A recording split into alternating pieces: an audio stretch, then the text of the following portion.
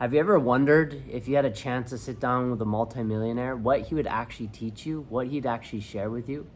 Well, last night I just got out of like a 6 to 8 hour mastermind with a multimillionaire, and I'm just so amped, I'm so excited that I just wanted to share this information with you, what I learned. Are you trying to be rich, brother?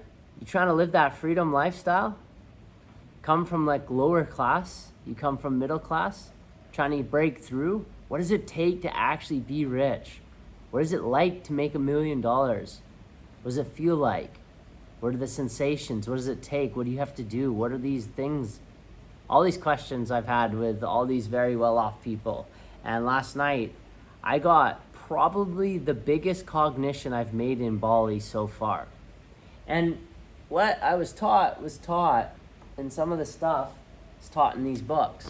And actually, the information I'm about to share with you today comes from Rich Dad Poor Dad, Robert Kiyosaki. And a lot of it comes from this book in here, which is so fascinating. The conversation I had last night was a manifestation of me reading these books back in November and starting to get my mind wrapped around, wait, how do the rich actually do this? How do they actually think? How do they set up their life? What is a corporation? Like, how do you set up a corporation? Now you got a corporation, what do you do with that corporation? And now that you got a corporation, how do you pay taxes on that corporation? This is all before even making any money. I'm asking all these questions. Understanding the history of money. I'm going deep, brother. But something I want to do is I want to share with you the things that I've learned along the way, and I want to bring you along. Because I think that it's very powerful to do each one teach one. And I'm getting in rooms so that I can be around very affluent people, and also very intelligent people, very healthy people, very spiritual people, so that I can collate wisdom and share it with you. And also, part of the intention with sharing my information with you is the fastest way to learn something is to teach it.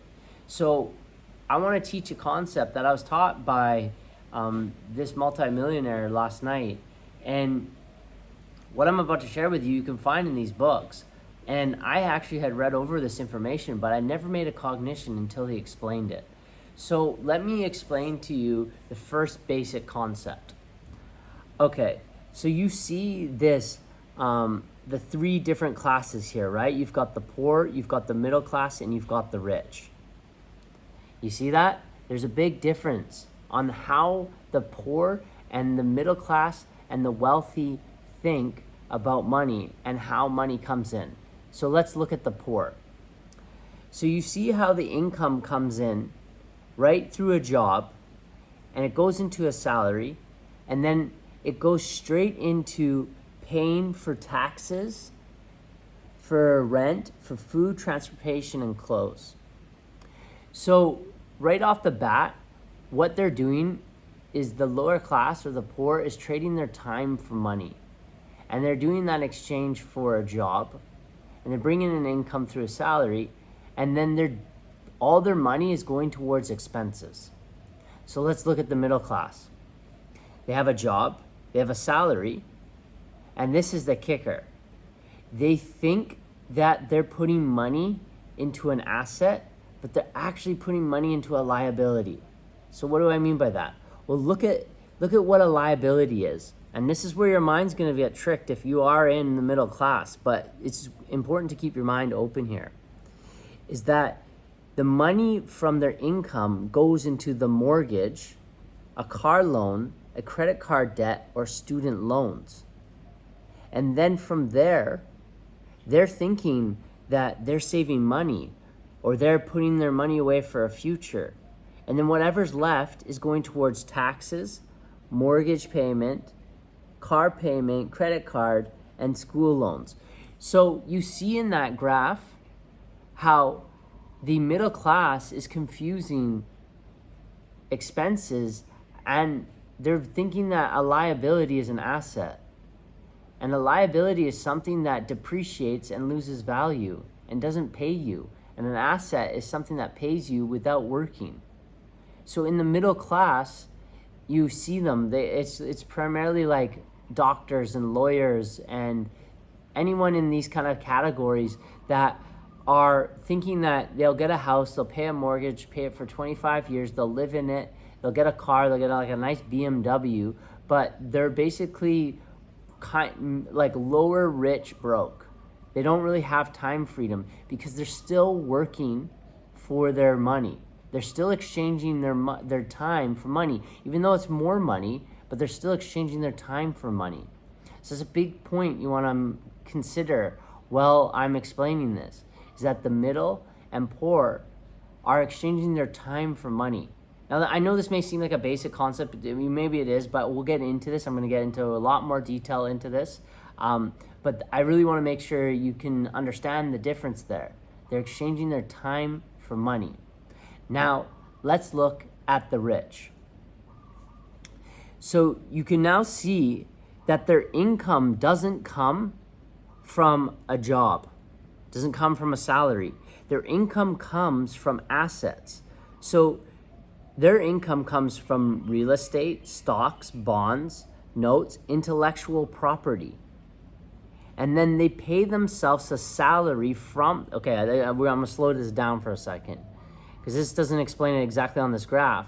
But what they do is they pay themselves a salary from the assets, and then that's what brings in an income. And then from that income, they pay off their taxes, their mortgage payments. And you can see down there their liability, their mortgage, their consumer loan, or what does it say? Consumer loans and credit cards. But notice that for them, they're not paying, or they're not bringing in income through through a job. They're not working for time. They freed themselves. And this is what leads me to the next place that I want to share, which is the second biggest actualization that I came to with talking to this millionaire. And let me give you the exact definition of his definition of freedom. A monthly passive income to cover your monthly living expenses to pursue your purpose. I'll say that again. A monthly passive income to cover your monthly living expenses and to pursue your purpose. That's really the first goal. That's our first goal, really, to getting to the freedom lifestyle, is to create a passive income that covers your monthly expenses. So that means you don't have to work and your expenses are still being covered. So this is a really key concept. Now, this was something that I came across, I guess, back last year, end of last year. And I said to myself, I want to create a perpetual money-making machine that generates an income on a consistent basis without me having to be engaged in the process. I'll say that again. I want to create a perpetual money-making machine that generates an income on a monthly basis without me having to be involved. So essentially a passive income, but to create an actual machine. So this man taught me a lot last night, but he showed me and he broke down the playbook. So I want to break down the playbook with you here. As you can see, I have the breakdown of how you actually track this, and I don't want to, out of respect for his property, he gives this to his clients, and he charges a lot of money to do this with his clients, and he did this with a group of us for free. And this is where your net worth is your net work. And so he just sat us down and he did this with us till like 2 a.m. last night. And he broke down something which really I've never connected to before. And now the light bulb's gone off and the potentiality and my freedom-based lifestyle is really becoming an actuality. So let's get into it. All right, so this is the cash flow. Okay, so we want to think of things a little bit differently than maybe we've been thinking of. Maybe you already understand this stuff, but if you're like me, coming from the lower class, you don't know any of this stuff. So I wish I had a breakdown like this, and I did last night, so I want to break it down with you today. So check this out. You have an income. This is active. So this may be if you're a freelancer, this may be if you're working a job, this may be if you're self-employed, you're bringing in an income. So you bring in an income right here, okay? But that income is active. That means you're exchanging your time for money, okay? And a passive income is where something which is an asset, and an asset is something that goes up in value, which, like what he said, was a mortgage, or sorry, was a bond. I mean, I'm gonna have to reference. Let me go back to this. What he said these were, because I don't want to just say things that are incorrect. Real estate, stocks, bonds, intellectual properties, so like a course or something.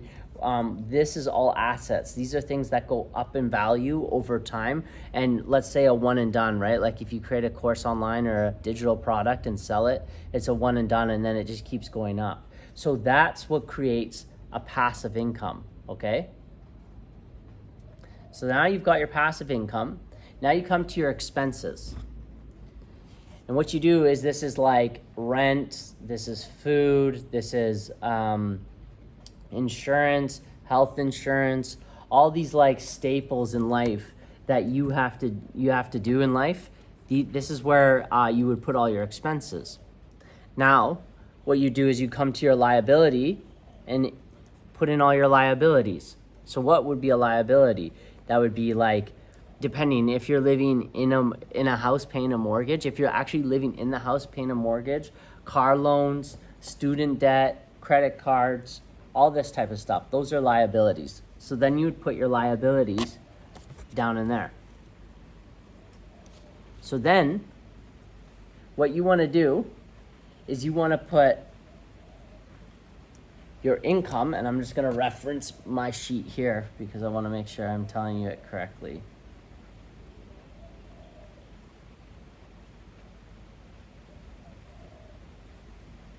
Let's see here.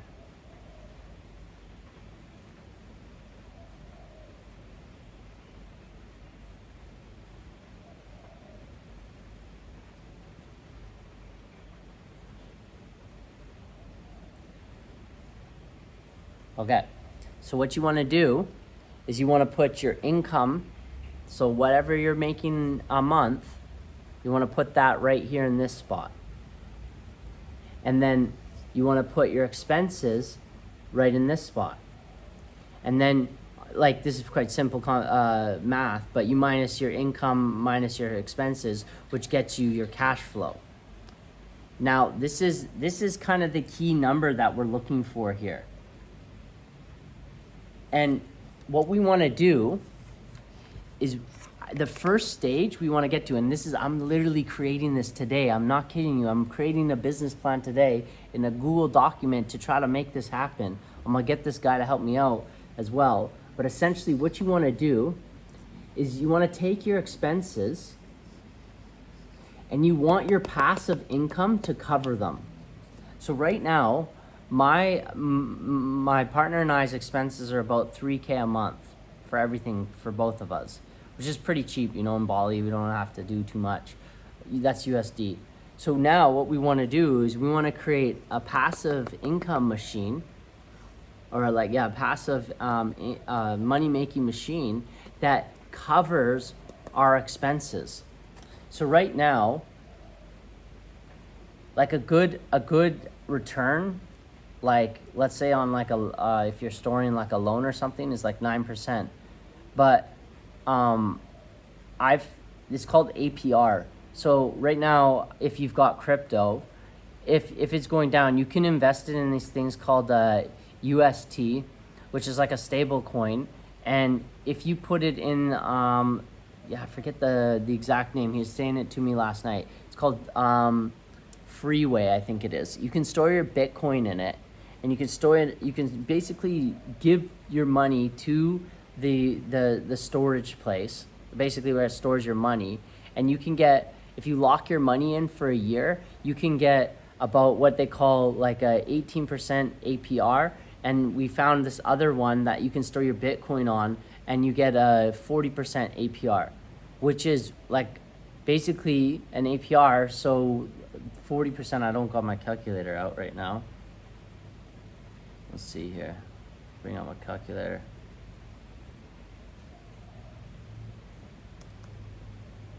Oh yeah, they have it. He has it in the sheet actually.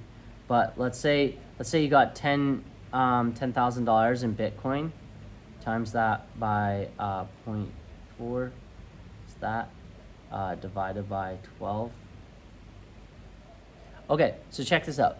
So if you were to store $10,000 of your Bitcoin for in this basically this place where you store your money in a stable coin, a UST, and you can store that $10,000, and they will pay you $333 a month, and you get your $10,000 back. So basically you get $14,000 if you just store your Bitcoin in this place. Well, I'm a hodler, and if you don't know what a hodler is, that means someone that stores basically your money.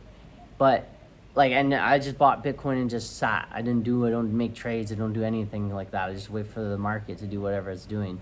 And so if you store your money, which I'm doing anyways, you can make money on that money, which is a passive income. So at 40%, that's pretty solid.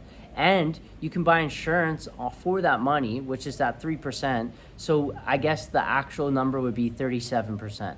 37%. So basically on $10,000, if you store $10,000 of your Bitcoin, you can get 37%, which is $3,700 back on your money, which, let's just look at the math. If I put $10,000 of my Bitcoin into this trust or whatever it's called, and it covers $3,700 will cover my expenses for the year, and I'll make that passively. Now, that's really exciting because now that's the real first step. This is what he was talking to me. If you can cover your expenses passively, that's where you really leave the rat race. That's the first step to leaving the rat race. So just to finalize down here too, Robert Kiyosaki talks about this thing called doodads, which are like your fun funds and like buying clothes and that type of stuff that's just not going to make you money but makes you feel good. Yeah, and that would be where you track your doodads. So you make a separate fund. Now, again, I don't want to express all his information. Obviously, I want to be respectful of his information, but what I shared with you basically is everything that you can get from Rich Dad Poor Dad. I've looked at these graphs before and I've seen these charts and I never understood them fully. And now, after going and researching, I'm reading these books and stuff, trying to understand this stuff. And after having that session with him yesterday, it's like my mind has been opened up. And this guy's managing a lot of money, so he's helping people in this space that have a lot of money what to do with their money. It's one thing to get money, but then what do you do with the money once you get it? Where most people, it just falls right out of their hands. As fast as it comes in is as fast as it goes, right? So think about what I'm signaling to the universe right now. I'm signaling, hey universe, I know I'm broke right now, but that doesn't matter because my current state of reality doesn't matter because I'm prepping myself to be mega rich. I'm prepping myself to be very well off. And I think that's a good thing. I think we come to a world of abundance and you can have, be, and do anything you want. And part of that life for me is that it accentuates who you are. So I can produce and give more value to the world. The more affluent I become, the more that I can give, the bigger of a resource I can be, the more I can take care of my family, the more I can help out in society, and the more I can invest in my body and my health. And the more time I can have, the more time I can give, So it's all this whole beautiful cycle, which has been years of unraveling, years of unraveling money stories, and money blocks and what I used to think of rich people and all this stuff. But I want to leave a new paradigm with you if you're open to it. Something I heard my marketing mentor say, he said, rich people, what if they're just people that are value driven and find ways to solve complex problems and help the planet? They're value-driven people that find complex problems and solve it to help the planet and make it better a place. I was like, when he said that, I literally started laughing. I'm like, it's so funny. Like, even like, I don't know. I mean, I don't know. You don't know these people until you get around them. But like, Rich Dad, like, this guy's giving this information away. You know, like, this book right here, this book, I mean, it's priced, I don't even know. It doesn't say on here. Probably $15, you know? But think about what it took Robert Kiyosaki to get to this information. These guys.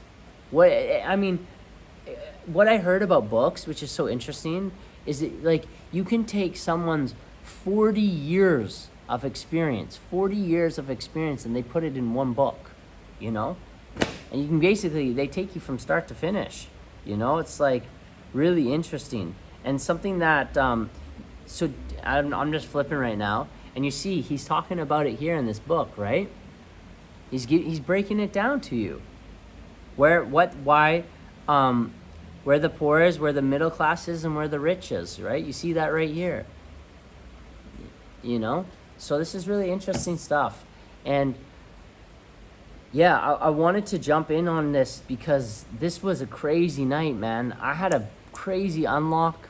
I feel so happy and grateful for the time that this guy took with all of us. There's a couple of us in the room, and super generous with his time. And yeah, a really great human, and I really admire the traits of this man. He's very humble and really willing to share. And you can tell that he really wants people to win. And the reason I connect with that is because I have the same traits. Hence, I go learn this right now, and I'm thinking of you, brother. I'm like, bro, I got to share this with my brother here. Like, I want to share this information with you because I want you to win, you know? And I think that we come here to win, you know? We come here to experience everything, you know? But we come here to live an affluent and abundant life. Like, there is an abundance of everything here. And I want to tap into it. I am tapping into it. And I hope that you're tapping into it. And if you're not, there's ways to start to tap into it. And look, like, on paper, actually, if you actually looked at my finances on that sheet, which I'm not going to share with you here, but you'd be surprised to see what kind of numbers are there right now, comparably to what's going to be happening. And yeah, this was a little bit of a big drop in. So yeah, we'll see you on the next one. And let me know if you have any questions on this or you have any thoughts, because this is this is powerful information. And this is the separator. This is the stuff that's gonna separate you, like essentially you as a middle or poor person to a wealthy person, is understanding information like this. And you may look at some of these YouTubers, and believe me, I'm around some of these influencers and YouTubers. Some of them understand this stuff, and off camera, you'd be so surprised by how they are, you know, like really very intelligent, understand things, very business oriented, not the charisma personality. And other ones have no idea of this stuff, and they're just boosting up the charisma and all that stuff to make you think that like there's stuff going on. But the ones that are playing the game understand this information, definitely. And I'm at the beginning of the beginning, and I wanted to share that with you here. All right, take care. See you on the next one, brother.